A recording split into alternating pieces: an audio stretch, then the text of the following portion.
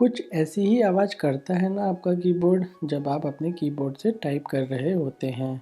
आप कीबोर्ड से टाइप करते हैं और जल्दी से कीबोर्ड के कुछ बटन आपकी सारी बातों को लिखते चले जाते हैं। कभी सोचा है आपने कीबोर्ड पर बने ये जो बटन होते हैं ये अल्फ़ाबेटिकल ऑर्डर यानी कि ABCD इस ऑर्डर में क्यों नहीं होते हैं?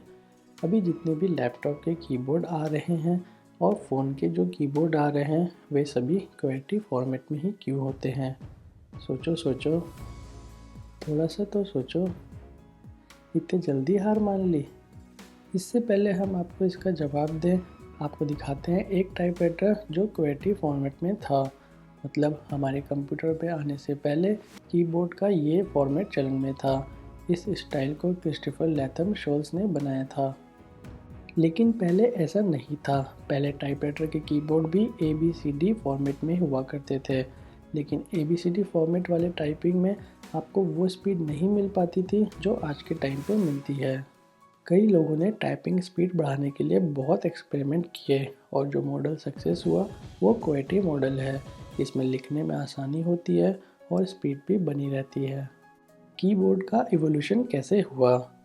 सबसे पहले आया क्रिस्टोफर लैथम शोल्स का क्वेटी कीबोर्ड वाला टाइपराइटर। लेकिन कीबोर्ड वाले टाइपराइटर में लिखना थोड़ा मुश्किल होता था।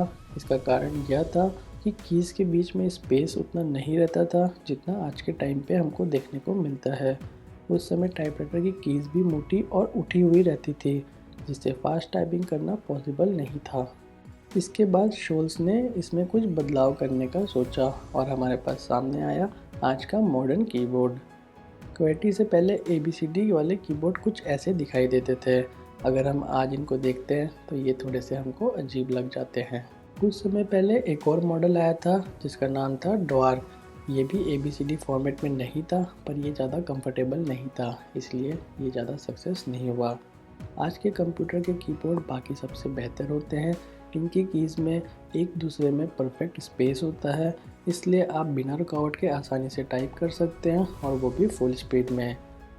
आज आप तेज़ टाइपिंग करते हैं तो इसका श्रेय केवल आपको नहीं जाता, उन सभी लोगों को जाता है जिन्होंने टाइपिंग को आसान बनाने और फास्ट बनाने के लिए लगातार प्रयास किए हैं। तो एक बार आप कमेंट बॉक्स में उन लोगों के लिए थैंक यू ज़रूर बोलिए। वीडियो अच्छा लगा तो आप वीडियो को लाइक और ज़्यादा से ज़्यादा शेयर ज़रूर करिए। तब तक के लिए हम मिलते हैं अगले वीडियो में।